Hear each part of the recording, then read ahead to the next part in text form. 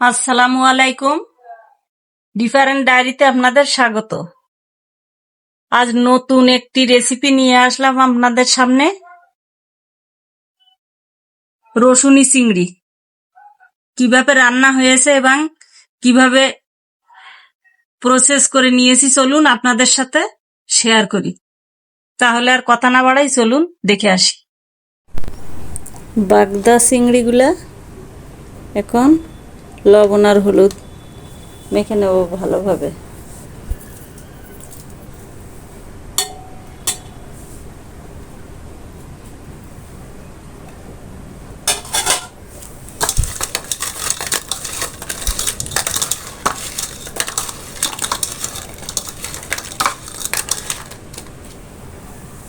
প্যানে তেল দিয়ে নিচ্ছি, তেলটা গরম হয়ে গেছে। এখন চিংড়িগুলো ভালোভাবে ভেজে নেব।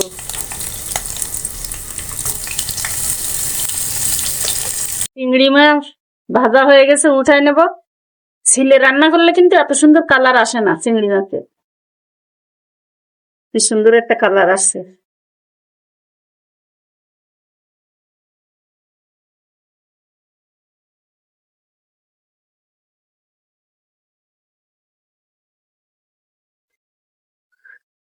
পেঁয়াজ কষাটা দিয়ে দেব।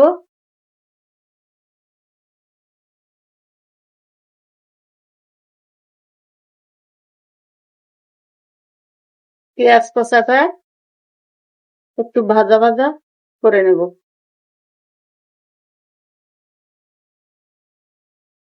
একটু ভাজা ভাজা হয়ে আসছে, এখন একটা তেজপাতা দিয়ে দেব, পেঁয়াজ বাটা,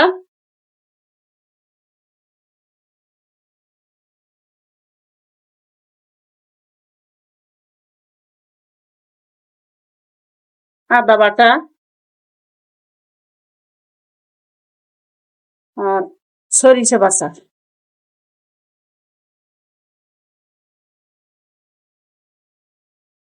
দিয়ে কিছুক্ষণ ভাজবো মশলাগুলো।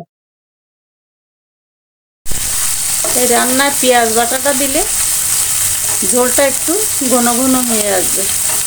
পেঁয়াজ বাটাটা দেওয়া খুব ভালো হবে রান্না করে দেখবেন। এখন দিয়ে নেব পরিমাণ মতো হলুদ, মরিচের গুঁড়া, লবণ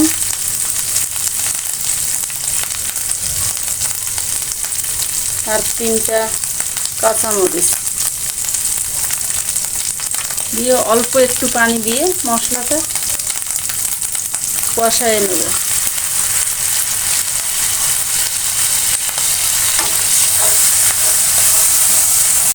এখন দিয়ে নিচ্ছি বড় রসুনের কিছু কোয়া গোটা গোটা ছিলে নেওয়া।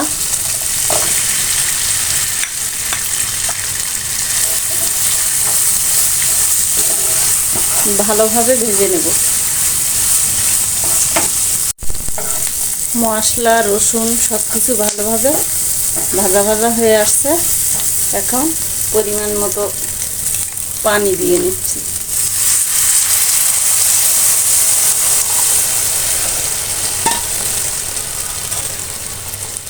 চিংড়ি মাছগুলো দিয়ে দেবো এখন।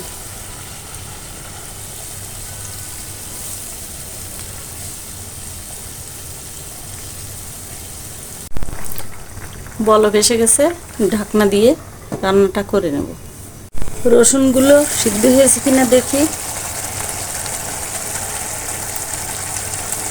এই তো রসুন সিদ্ধ হয়ে গেছে।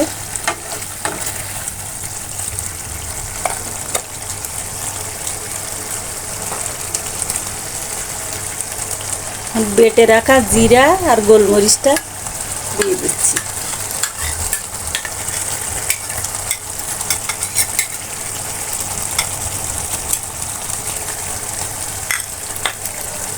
দিয়ে ভালোভাবে মিশিয়ে নিতে হবে ঝোলের সাথে।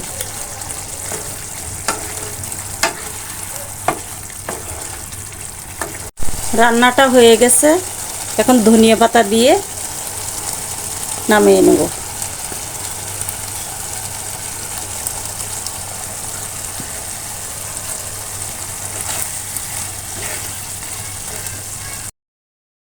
আমাদের রেসিপিটা তৈরি হয়ে গেল, রসুনি চিংড়ি।